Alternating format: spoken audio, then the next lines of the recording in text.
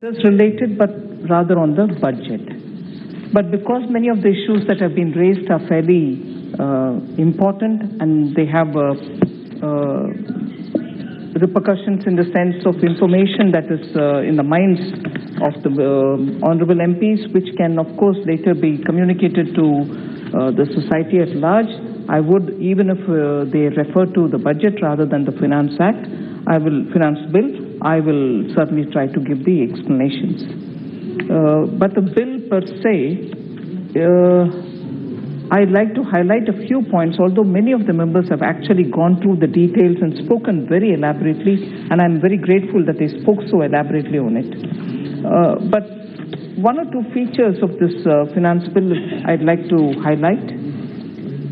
There is no change in the rate of income tax. That is one thing which I would like to say with a certain sense of responsibility, because this is a point on which, even as the budget was being prepared, the Prime Minister was clear that we are not going to generate resources by raising tax to meet the contingency which has arisen out of the corona. So very clearly references to income tax have to be in that context. However, there are certain kind of changes being made in the Income Tax Act which are largely focused on the issue of ease of doing business, compliance, which will have to be brought down, because repeatedly in the public domain you have a lot of thinkers, think tanks, and also observers of Indian economy saying that the compliance burden on businesses is so big, some even quoting in thousands, which may not be very close to the facts. But having gone through the reports and also having spent some time on what are the ways in which we can simplify compliances, changes in this finance bill also pertain, particularly referring to the Income Tax Act, pertain to ease of doing business. There are some rate changes in the customs which are also being shown here. Again, in the Customs Tariff Act and the Central Excise and many others, ease of doing business is also kept in when we are trying to rationalize the acts. In fact, during my budget speech, I had mentioned that from now, from 1st of April till October, we will be, till end of August, we will be looking at rationalizing the existing Customs Act, and any duties which have been levied over the decades, which are all lying there without finding a closure date, will all be put for public discussions, and we shall continue with that exercise of rationalizing and simplifying customs. So even in this finance bill, some of the aspects are beginning that exercise. So eventually we will hope to have a complete structure for the customs which is going to be absolutely simple. There's been a lot of discussion on the agricultural infrastructure development cess. In the larger context of cesses per se, cess and surcharges being charges levied by the central government which don't get devolved. So certain concern has been repeatedly said by very many members. I will address it, particularly in the context of the agricultural infrastructure development cess, which is very important in the context of wanting to create more infrastructure for agriculture, and agriculture largely, particularly in the context of APMCs and marketing yards, is a complete affair within the state governments. And therefore, even as a beginning, I would like to tell you that something which I cited during the budget speech, I should repeat even now, the AIDC, the Agricultural Infrastructure Development cess, will have to go to the states, because it is for improving the infrastructure in the APMC. It is for the farmyards to have better infrastructure. So the cess may be a cess which never gets devolved, but it is a cess which eventually is for the purpose of improving infrastructure for agriculture and the farmyards and the marketing yards being with the state governments will have to go to the states only. So that one opening remark as regards the agricultural infrastructure development cess. There are in the finance bill a few new proposals which are being added, which are very much in a minor nature, but one thing which I want to highlight is the new proposal which is coming as tax exemption, which is being given for the National Bank for financing infrastructure and development. Because this is a very important step that we are taking, we want to have, all of you are aware, Madam Chairperson, we had announced an infrastructure pipeline, and that pipeline has already identified greenfield and brownfield projects, 7,000 of them, and rapidly with the state governments, we need to have them constructed, built, and some with private participation also. But for all of that, we need resources to be raised. Scheduled commercial banks should not be getting into long-term infrastructure funding, because that's not core business for a bank. Banks should be lending short-term and earning money out of it, and the kind of risks that infrastructure investment require cannot be faced by the scheduled commercial banks, and therefore there is a need felt to have a development finance institution. The bill is already introduced in this August House, and for that we need to give some tax exemptions, and that's where that is also being brought in here.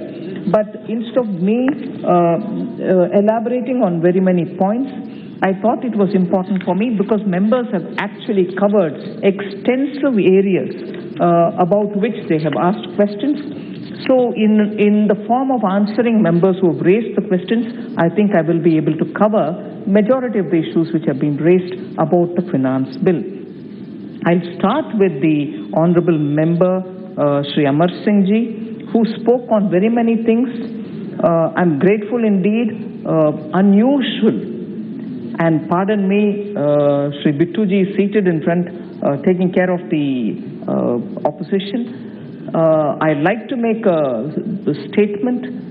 It is made with a fairly objective heart.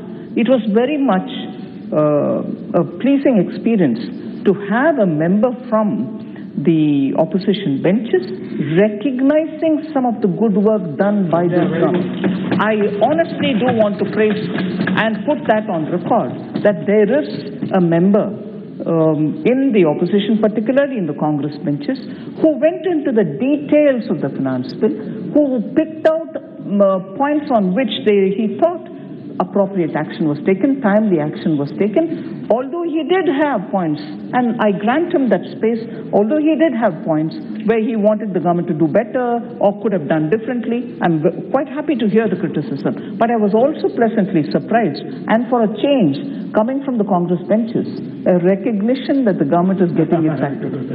So thank you, Honorable Member Amar Singh Ji. But on one point on which you did raise, the question as to why should there be customs duty imposed on items like nut, bolts and screws, which are normally used in every household, also on toys and so on. I thought it's fairly obvious, particularly considering the fact that many of such items are being produced by MSMEs all through the country. And India's MSMEs have got the capability to produce many of these items. Punjab is quite famous for these kind of work, toys, shoes, sportswears. Many of them are small units who are all doing it. And as opposed to that, absolutely thrown for pittance rate imports were coming in, whose quality was inferior to those which are being manufactured in India, whose safety standards, particularly for toys, the safety standards were pathetic. And many of our, not just me, but even ministers before me in commerce, had taken all kinds of steps to stop this poor quality, poor in safety standards, toys from coming in from you know where. So, we have applied our mind and looked at the final consumer goods which are being manufactured in India. There are MSMEs who are manufacturing them, and we didn't have to import them. Therefore, on those units, those items, we have imposed a duty. That has been a very carefully taken decision. It is not supposed to be on raw materials which are coming for, let us say, MSMEs. These are finished goods which are being made by MSMEs in India, and therefore it wasn't as if we wanted to tax those goods which are not being produced in India, which are necessary for us. I move over to a point which Sri Midun Reddy from YSRCP raised about GST invoices, penalties for those companies which have fake GST invoice allegations and whose properties are being attached. I want to make it absolutely clear on this, and just not on this, but on many of the issues which are being questioned on GST. Madam Chairperson, issues related to GST, when they are being posed to the Finance Minister, I take it on board, I will work on them. But the GST-related matters are not Ministry of Finance matters. They are the GST Council matters in which many of the states, all states' finance ministers are members. It's a collective decision of the Council to take a decision and do it this way or do it that way, and without the Council's clearance, no step is taken. So it's not as if the Finance Minister sitting in the North Block says, right, go attach this property. It doesn't work that way. It doesn't work that way, and therefore we, first of all, on everything to do with GST, I want to be absolutely sure it is a decision emanating out of the decision taken by the Council. And with that said, I want to be sure that I am able to answer Sri Midun Reddy ji. It has been noticed that it is difficult to recover penalties levied on the persons who are involved in fake GST invoices. It's just becoming impossible. The proposed provision, which is what the Honourable Member has referred to, would ensure collection of this penalty and would help in discouraging the practice of fake invoices. Further, this provision would be applicable for only those big fraud cases where the amount of fake invoice is 2 crores or more. It's not going to be even touching people who are faking lesser than that. So I'm only touching those fake invoices of 2 crores or more. So I want you, Honourable Member, to actually extend your helping hand by telling members out there in businesses to say we are not touching everybody, but if you have a fake invoice allegation on you for over 2 crores or more, and we are not able to get even the penalty back, and the assets are sitting there of that person, as a result the income of the government is coming down, fake is, spreading, how do you contain it? So I would want you as an Honourable Member to please go convince people that they don't need to be frightened if they have no fake allegations.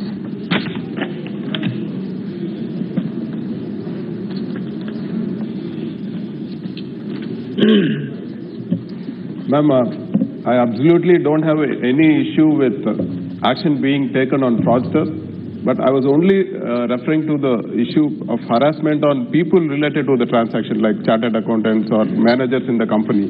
So any person who has done fraud needs to be brought to justice.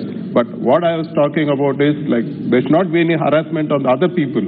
So if it's done on the owners of the company, it's fine, but not on the accountants, not on the managers, and not on the other things. Ma'am, we don't have a say in the GST Council. But who else should we talk to, ma'am? You're the only person for us.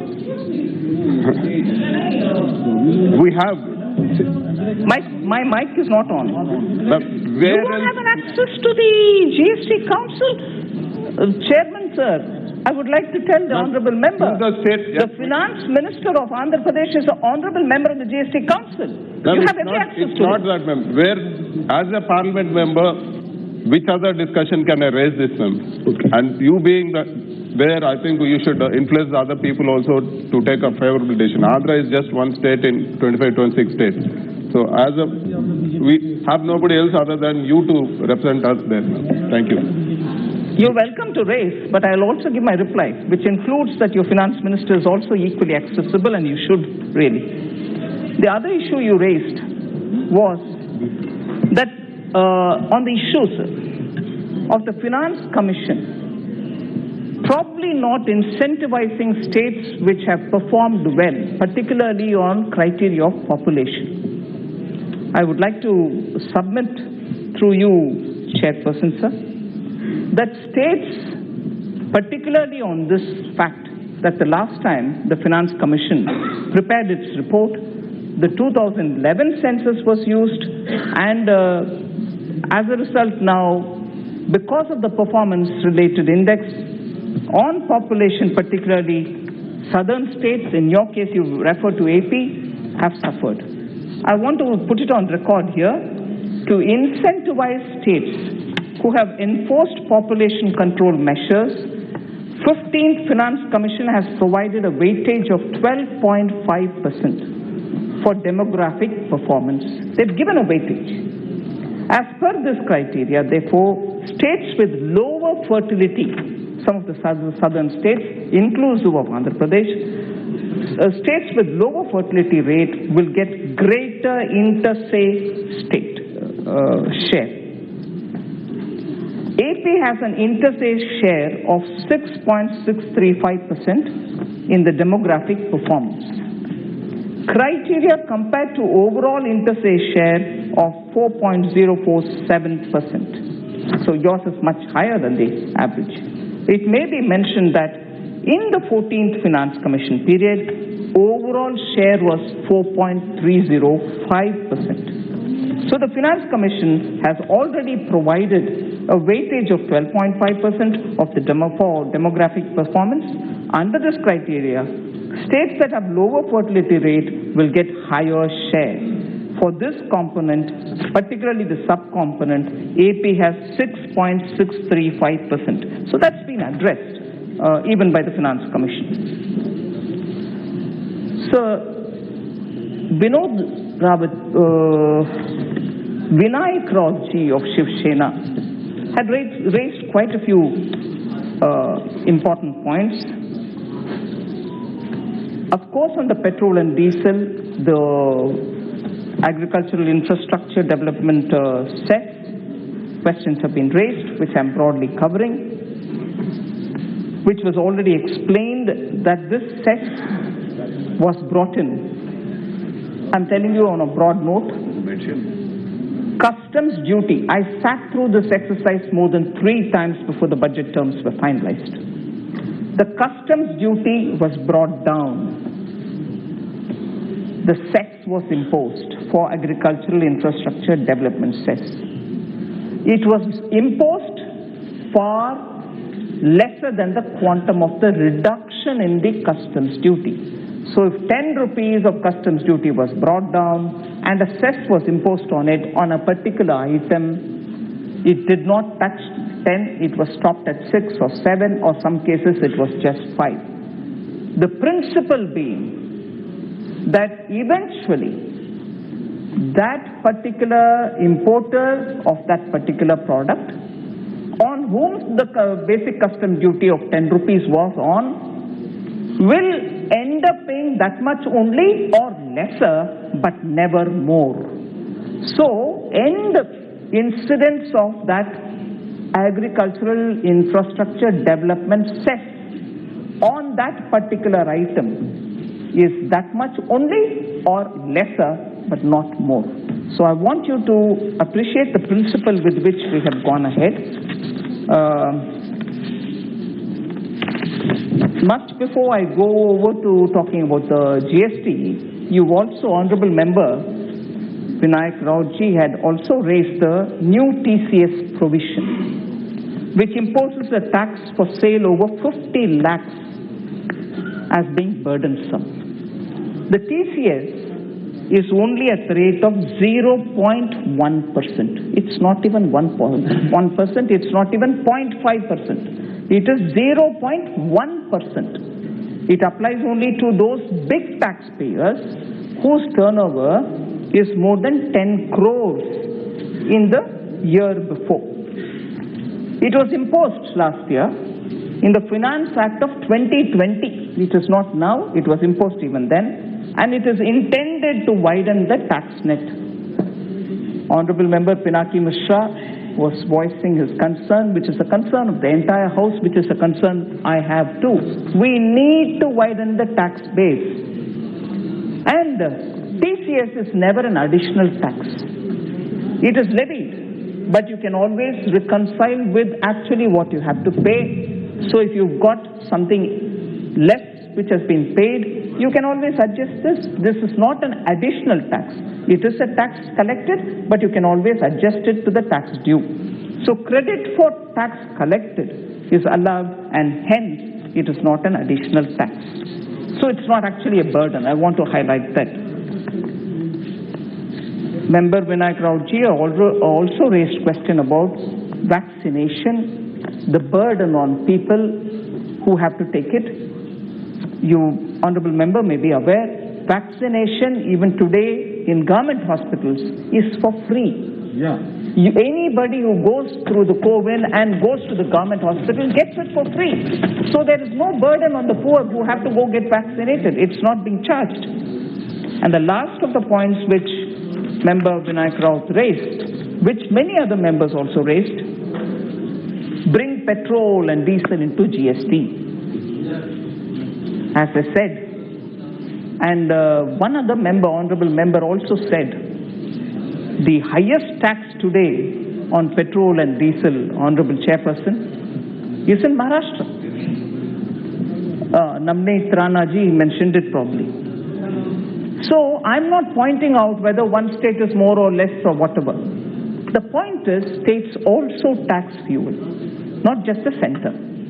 And when the center taxes, it's part of, it's not a cess.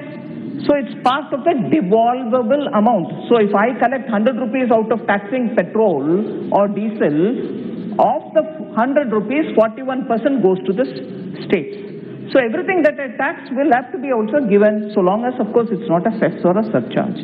So fuel tax that the center does is shared with the states.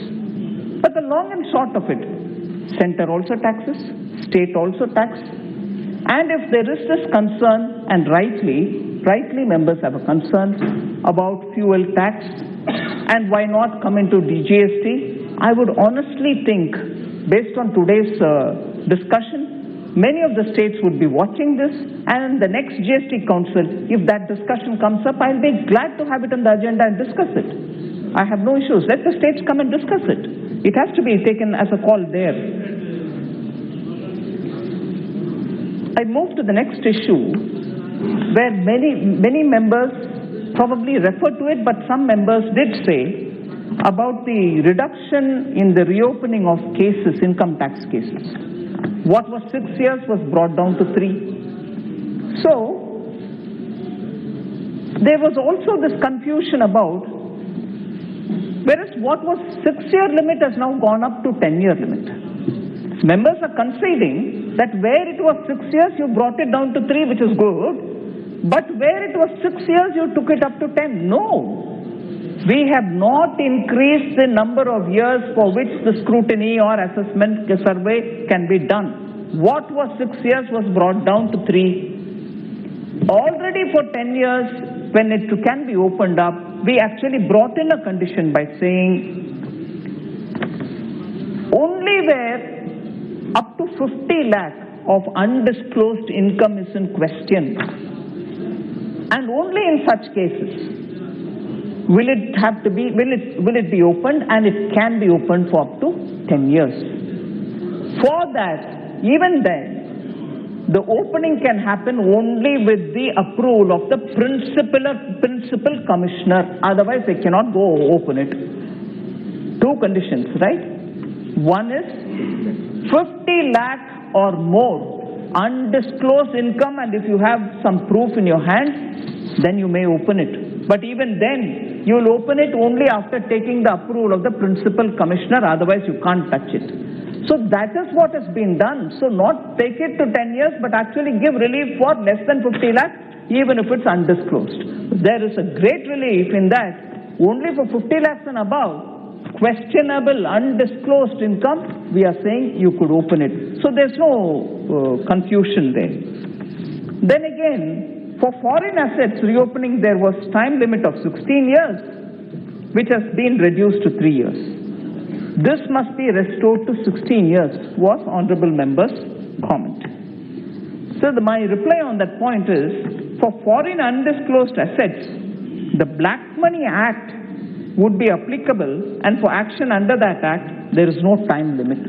So I can't raise it from 5 to 10 or 15 to 16 or anything. It is the Black Money Act which governs there. So Member Ritesh Pandey spoke about the equalization levy. Yeah. And he said his tax on online transactions, it's an extra burden and discourages online transactions. This government is very much in favor of digital transactions. We'll never do anything to undermine it. But yet, equalization levy is a tax which has been imposed to give level playing field between Indian businesses who pay tax in India and foreign e-commerce companies who do business in India but do not pay any income tax here. So let's be clear. We are only trying through the equalization levy to treat everybody who is operating in India equally. And if they pay income tax here, the e-commerce companies which are foreign, if they pay income tax here, then the equalization levy is not applicable on them. Hence, there is no extra burden on any company. And then through the government amendment that I'm moving today, I intend to clarify that this equalization levy is not applicable on consideration for goods which are owned by Indian residents. Thus, the concern raised by the Honorable MP regarding extra burden would not be there at all. Member Supriya Sule, probably, is she here? I can't see her. Oh, yes. Has raised several questions. I first of all want to address this question of 2.5 lakh, which is on the PF, employee contribution on the PF. I think this was responded to even during the budget discussion. I had said that this 2.5 lakh actually covers majority of the people who normally invest money here. They get tax concession. They don't have tax when they withdraw. So that is fully justified. But there was this 1% of people in the EPF contribution who were going up to 5 crores contribution also. Where is 2.5 lakh which is helpful to all the workers? But that which is being deposited as 5 crores, how many of them are there? Hardly 1%. And this 2.5 is covering majority up to 92%, 93% of the people who are depositing, and I don't think therefore this is going to affect the interest of the workers for whom that interest-free, tax-free, assured interest and tax-free is provided under this scheme. So the limit has been kept, keeping in mind that small and medium taxpayers are not impacted by this step. Through the government amendment that I'm bringing now, I intend to raise this limit to 5 lakh. There's one addition which I want you all to know about.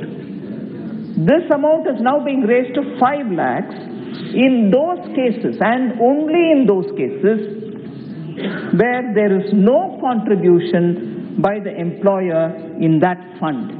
So most often it is employee contribution and employer's contribution. But there are contributions which are only employee and no employer contribution is made. In such cases, that amount is raised to 5 lakhs. And then this question about ULIP, where insurance gets linked to the unit. We have segregated that because we wanted to bring in parity for investment with mutual funds as related to the units also. So when units, which is also like mutual fund related fund, and that gets linked up with insurance, we've tried giving a equal treatment.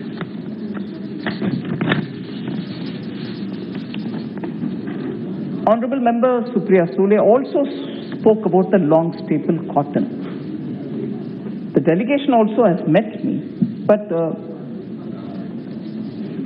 I need to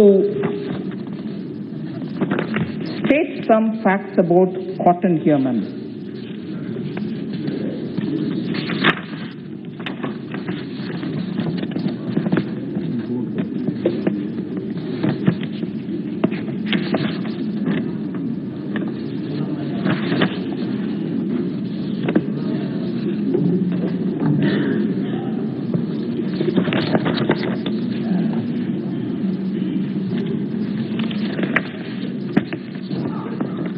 Sorry, I'm taking a bit of time.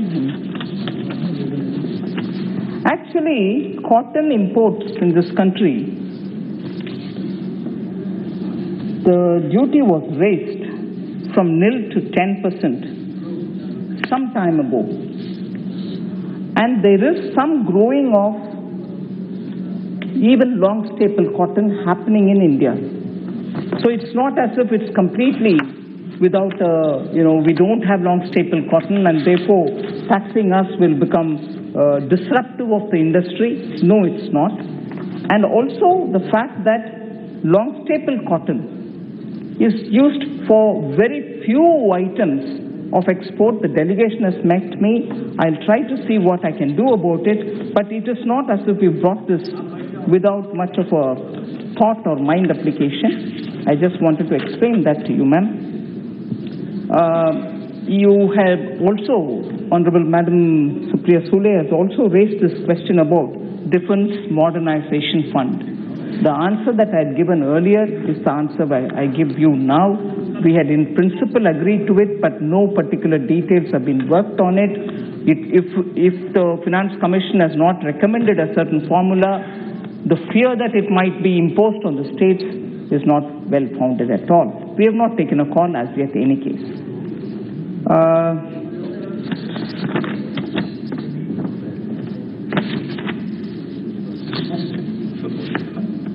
Yes, I think I found the cotton-related inputs.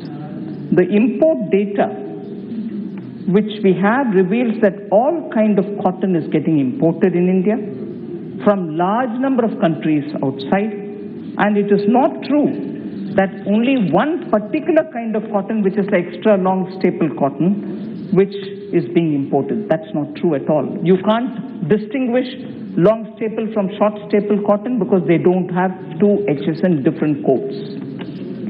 India is producing good quantity of cotton, including certain quantities of extra long fiber cotton. Imposition of cotton or duty on cotton shall provide much relief for the farmers, which I've explained to you earlier. Member Hasnain Masoodi ji, 74% of insurance, 74% opening up of lifting the ceiling of FDI in insurance will help private insurance. Because they are out there in big numbers. I explained that yesterday.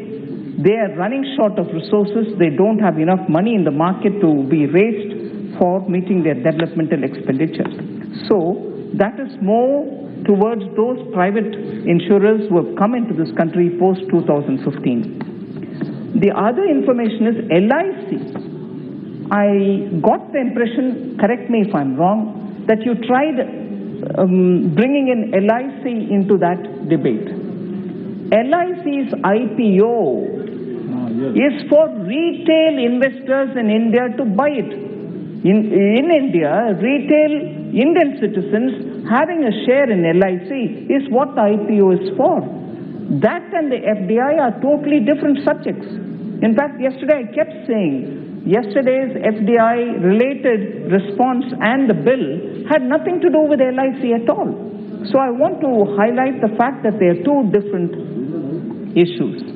And also one thing which again I want to repeat in the context of Honorable Member Masoodi raising issues here, the government through the budget has announced a strategic sector policy through the policy of public sector enterprises. Financial companies, insurance companies and banks are all recognized as being part of the strategic sector where the public sector enterprise presence will continue. Public sector enterprises will still be there because bare minimum presence at least of public sector will be in those sectors which have been identified as strategic sectors. Of course, for rationalizing, we may amalgamate them. Of course, after amalgamating so that they get the scale, there may be one or two who may not be able to amalgamate. We'll have to see how this investment can work on them. So strategic sector includes insurance, includes financial institutions like banks and so on. I'm almost coming to the end so that members know that my reply is not for too long. Honorable Chairman, you've been very kind. You gave me a lot of time. I just want to highlight the fact which I did say earlier. Many MPs have raised issues related to GST. There are frequent changes in the GST law and procedures, imposition of late fee, provisions like attachment of property, and so on. I just want to reiterate the fact that the changes in GST law, procedure, rates are all decided at the GST Council. It's not just me. These recommendations are made by the Council. And after extensive discussions, only then and detailed examination of the recommendations are done through the various committees which are in the GST Council. So it is, I think, important to take into consideration that the GST decisions are very clearly taken by the Council and not the Finance Ministry. Minority affairs. There were very many members who said, no, this has nothing to do with the finance bill, but the budget. At that time also I answered this question, but this seems to be a point which gets repeated. I want to explain it. The allocation for minority affairs has not come down. Let's be clear, please.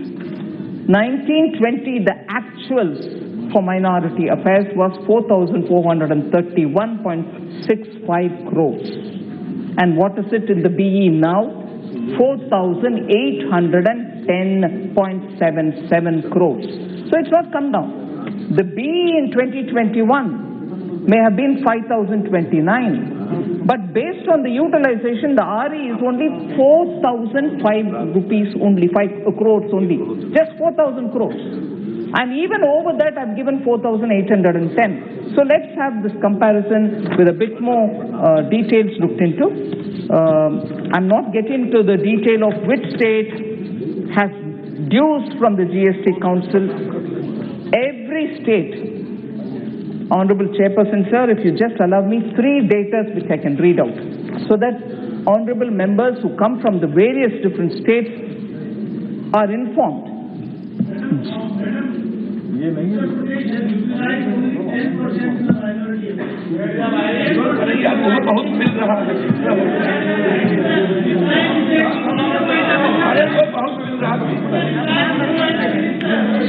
हम minority कहाँ और तो majority हो गए हो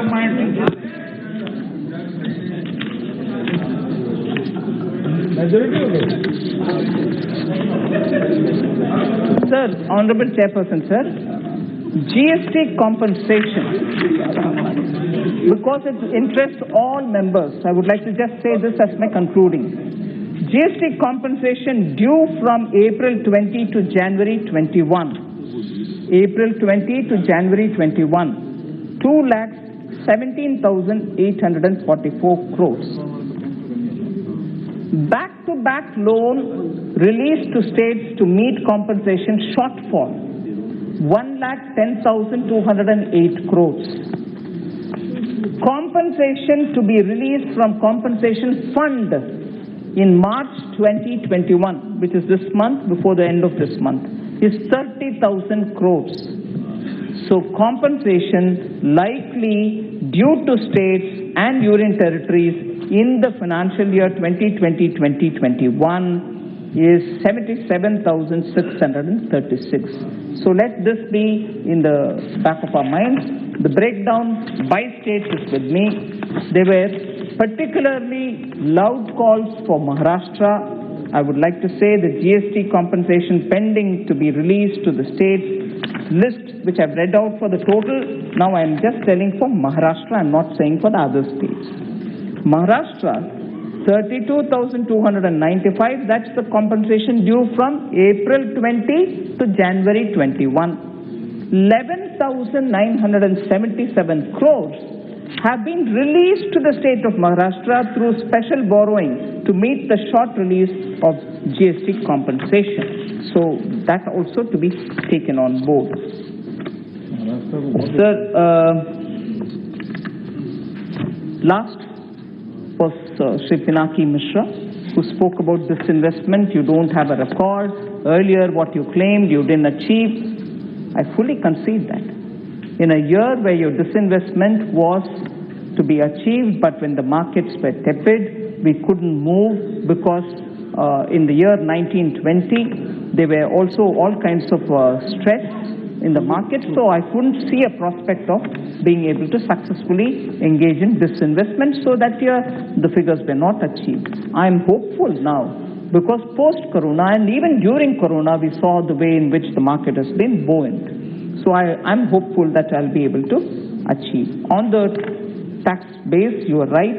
We are trying to simplify the returns and also simplify the filing procedures so that people are attracted towards getting on board and be compliant. Tax rates are also being brought down. Tax disputes, I think we have spoken quite a lot on it, are being settled through various schemes. We shall continue in that mode. Some with Vivad Se Vishwas dates are also being dealt with. Some of the compliances for the startups have also been extended. I think largely, there was one question Honorable Member Amar Singh raised about agriculture ka amount ghata diya. No, I said this even on that day when I was replying. 10,000 crores कम हो गया है, कम नहीं हुआ. हम बंगाल को, waste Bengal को मन में रखते हुए 10,000 करोड़ बजट में प्रोविजन कर रखा था. बंगाल से किसान का लिस्ट नहीं पहुंचा, इसलिए बंगाल किसान को पैसा नहीं मिला. वो अमाउंट वैसे की वैसे पड़ा हुआ है, इसीलिए वो कम नहीं हुआ, अमाउंट पड़ा ही हुआ है.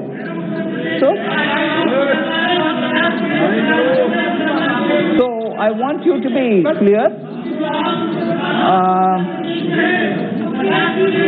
There's one issue, Danish Ali ji, I've responded to you. Don't keep. नहीं, आपके आवाज इतना भगवान की कृपा से तेज है, मेरे से नहीं होता है. आपको चिल्लाना, इक्वली चिल्लाना नहीं होता मेरे से. सर, ऑनरेबल चेयरपर्सन सर, जान इतना जोर से पढ़ता है. I want to, on the issue of minority budget, I think Honorable Member Syed Imtiaz Jaleel raised an issue on minority budget. I have answered that. But one point on which I would actually like the Honorable Member to stand up for this House. He referred to, don't take only those reports which are in your favor, because Moody's report was referred to by हमारे member Kotak ji, and he referred to the Freedom Report and said नहीं उसका भी आप संज्ञान में लेना चाहिए. संज्ञान में लेके ही मिनिस्ट्री ऑफ एक्सटर्नल अफेयर्स उनको सटीक जवाब दिया है फ्रीडम रिपोर्ट का. मगर मैं मेंबर का मदद चाहती हूं एक विषय में. कम से कम वो फ्रीडम रिपोर्ट वाले को, जिसका जिक्र आप इधर कर रहे हैं, उनको कह दीजिए भारत के नक्शा मैप जो गलत उन्होंने उनको उनके वेबसाइट में, उनके रिपोर्ट में डाले, उसको करेक्ट कर लें. आप उसमें मदद करिए इस हाउस को आप मदद करिए. जिस फ्रीडम का जिक्र इधर कर रही है, नहीं आप बैठ जाइए, रिक्वेस्ट कर रहे हैं. नहीं, आप जिस रिपोर्ट का कर रहे हैं सर, आप उनको कह दीजिए.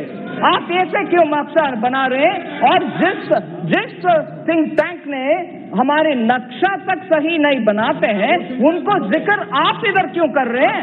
इस हाउस में कम से कम एक मत होना चाहिए. Thank you, Chairman, sir. I think I've responded to majority of the members. I wish the bill passed. Chairman साहब, thanks for kind words man जो आपने बोले हैं. लेकिन ठीक है, बहुत भाषण भी अच्छा था, आवाज भी अच्छी थी, लेकिन सारी दुनिया का, हमारे देश के लोगों का ध्यान सिर्फ आपकी स्पीच पे पेट्रोल डीजल, वो आपने टैक्सेस की बात की, लेकिन सिलेंडर तो मैम कोई स्टेट टैक्स नहीं लगता. सिलेंडर क्या करें, महिलाएं क्या करें आपके खाली सिलेंडर को, उसका रेट क्यों बढ़ाया, उसके बारे में एक भी लाइन नहीं. और बाकी जितने एमपी बैठे हैं ये तो गरीब एमपी हैं.